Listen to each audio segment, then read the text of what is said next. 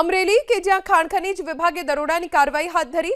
બાબરામાં ચાલતી ગેરકાયદે ખાણ ઉપર દરોડા પાડવામાં આવ્યા। એક tractor, truck, machine, generator seize કરવામાં આવ્યું છે। કુલ 15 લાખનો મુદ્દામાલ જપ્ત કરીને દંડ ફટકારવામાં આવ્યો છે। બાબરામાં ગેરકાયદે ખાણ ઉપર દરોડા પાડવામાં આવ્યા। અહીંયા ખનીજનું ખનન કરવામાં આવતું, કોઈ પ્રકારની અહીંયા મંજૂરી નહોતી લેવામાં આવી અને ખનન માફિયાઓ સમગ્ર વિસ્તારમાં બેફામ બન્યા, જેને લઈને ખાણ ખનીજ વિભાગે કાર્યવાહી કરી। જ્યારે ખાણ ખનીજ વિભાગ અહીંયા પહોંચ્યું તો એક ટ્રેક્ટર, ટ્રક, મશીન, જનરેટર આ તમામ સાધનો અહીંયાથી મળી આવ્યા છે, જેને હાલ તો વિભાગના અધિકારીઓએ જપ્ત કર્યા છે। સાથે 15 લાખનો મુદ્દામાલ જપ્ત કરી દંડ પણ ફટકારવામાં આવ્યો। વધુ જાણકારી અમારા સંવાદદાતા હરેશ કુમાર પાસેથી પ્રાપ્ત કરીશું। હરેશ, બાબરામાં હાલ શું કાર્યવાહી કરવામાં આવી ખાણ ખનીજ વિભાગ તરફથી?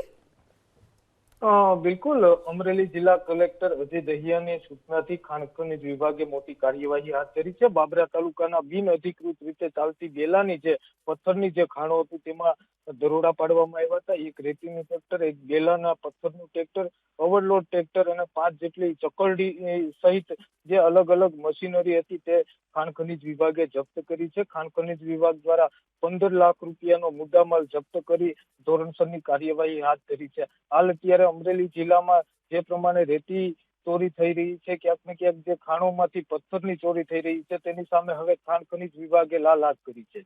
જી હરેશ, આભાર જાણકારી આપવા માટે।